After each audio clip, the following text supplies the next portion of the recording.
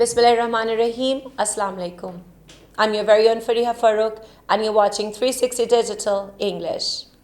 Today at the Pakistan Military Academy, Kakul, the passing out parade of 152nd PMA Long Course, 71st Integrated Course, 26th Lady Cadet Course and 37th Technical Graduate Course was held.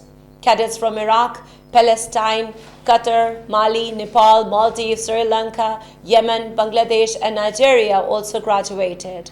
Field Marshal General Syed Asim Munir, Chief of Army Staff, reviewed the parade and delivered a very powerful address to the nation that we will now discuss. Segment 1, Pakistan's Resolve and Victory. His words, and I quote, "Since independence, our armed forces, with the full support of the nation, have defended Pakistan against every threat.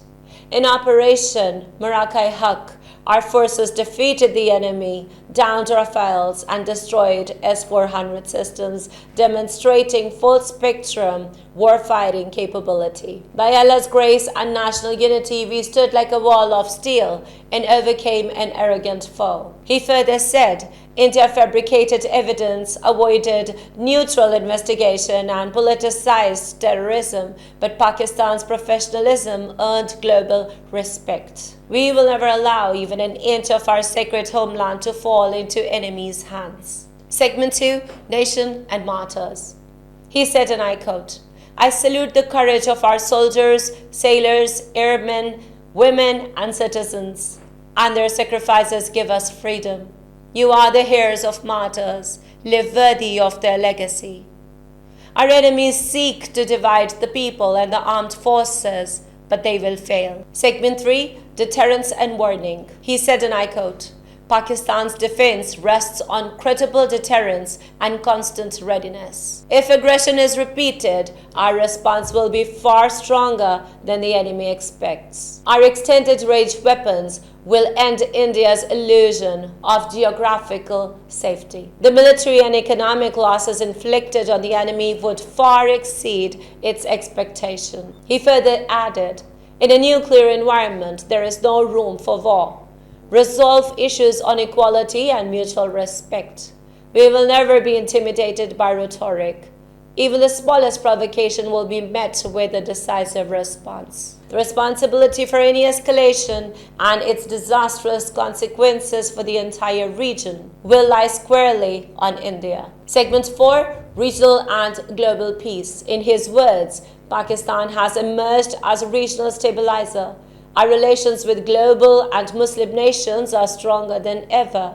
The Pakistan-Saudi Arabia Strategic Defense Agreement strengthens our brotherhood and ensures peace across the Middle East and South Asia. It is a distinct honor for our forces to serve in the defense of Harman Sharif. We have also supported peace talks with Iran and strengthened our enduring partnership with China. Reinvigorating ties with the United States is a positive development. President Trump's personal efforts for global peace are commendable." He further said, "We will continue to foster cooperation with the world and regional leaders for lasting peace and prosperity." Segment 5, Terrorism and Afghanistan. He said, "After failing in Operation Marakai-Haq, India continues its policy of state-sponsored terrorism.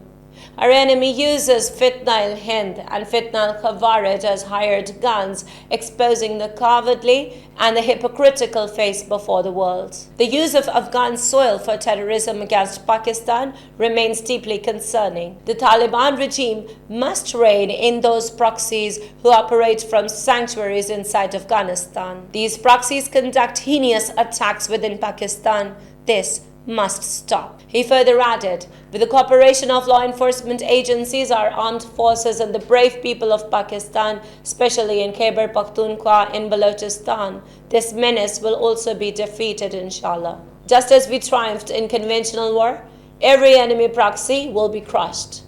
We will never bow before a handful of misguided terrorists who distort Islam." Segment 6, Kashmir and Palestine. His words, "India's atrocities in illegally occupied Jammu and Kashmir must end. How long will the Kashmiri people suffer oppression and be denied their right to self-determination? Pakistan stands firm on its principled stance and will continue political, diplomatic, and moral support until UN resolutions and Kashmiri aspirations are fulfilled. The world is finally witnessing Israel's aggression, genocide, and forced displacement of Palestinians. Pakistan's continued diplomatic efforts played a vital role in the recent Gaza peace initiatives. We hope the ceasefire holds, humanitarian aid continues, and Palestinians can live freely in their homeland. Segment 7, Quranic reference and closing. Quoting the Holy Quran, Field Marshal General Sayyid Asim Munir said, "Indeed, Allah loves those who fight in His cause in ranks as though they are solid wall." And with that, his address ended, firm, proud, and rooted in faith.